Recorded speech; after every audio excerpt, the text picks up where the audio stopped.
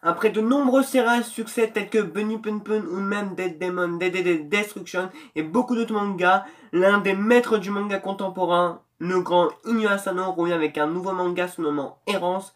Vous l'aurez sans doute compris, dans cette vidéo nous allons parler de Errance. Sur ce, bonne vidéo.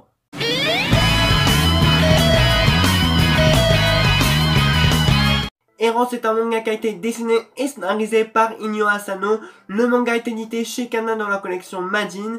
Il est au prix de 15 € et c'est un seinen de genre tranche de vie et drame.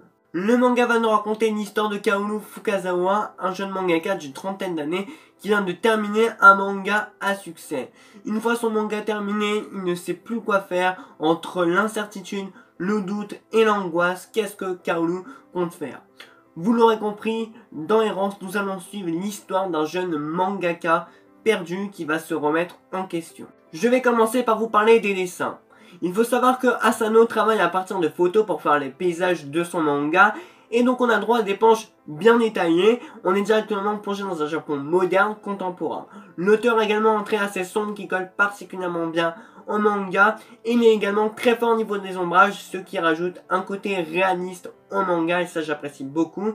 J'aime également beaucoup de chara design des personnages qui sont très expressifs et qui collent parfaitement bien au manga également, avec son propre style à l'auteur, et ça c'est vraiment un gros plus car l'auteur se démarque des autres mangaka.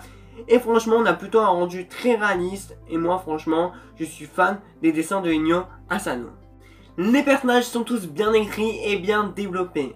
Le personnage de Kaoru, donc le personnage principal, est un personnage qui est pessimiste mais courageux. C'est un personnage qui est vraiment très sombre, qui peut nous faire rappeler le personnage de Pun Pun dans Bunny Pun Pun. Le personnage est attachant mais à la fois très réaliste, on arrive facilement à s'identifier à lui. Les autres personnages du manga sont également extrêmement bien écrits, bien développés à la fois, et en plus ils font avancer Kaoru dans l'histoire petit à petit et ont tous une importance plus ou moins importante dans le manga, et ça c'est vraiment génial j'ai trouvé, parce que dans la vie ça se passe également comme ça, on rencontrera tous des personnes plus importantes que les autres, et ça j'ai vraiment trouvé ça vraiment génial que l'auteur a réussi à faire ça, parce que j'ai jamais vu ça dans un manga, autant de réalisme. Le manga est vraiment terre à terre, personnellement j'aime beaucoup, mais vraiment Inyo Asano va viser un public vraiment très précis, donc c'est soit on aime soit on n'aime pas. Niveau du scénario, Asano continue de nous impressionner, mais cette fois-ci avec une semi-autobiographie. Il nous plonge dans son récit, il nous fait réfléchir grâce au réalisme de son scénario. Il nous déshabille, il nous met face à nous-mêmes, à nos propres défauts, à nos propres qualités. Mais ce qui est vraiment bien joué de l'auteur, c'est que chaque lecteur aura une interprétation différente du manga. Et ça, c'est vraiment juste impressionnant. L'auteur va exploiter une idée dure comme le divorce, le travail, les différentes remises en question qu'on peut avoir sur soi ou sur son propre travail, et il va surtout nous faire voir ses remises en question à lui en tant que mangaka et ses angoisses. J'ai vraiment trouvé ça intéressant et pertinent car il va installer un climat vraiment très sombre et très oppressant entre lui et nous.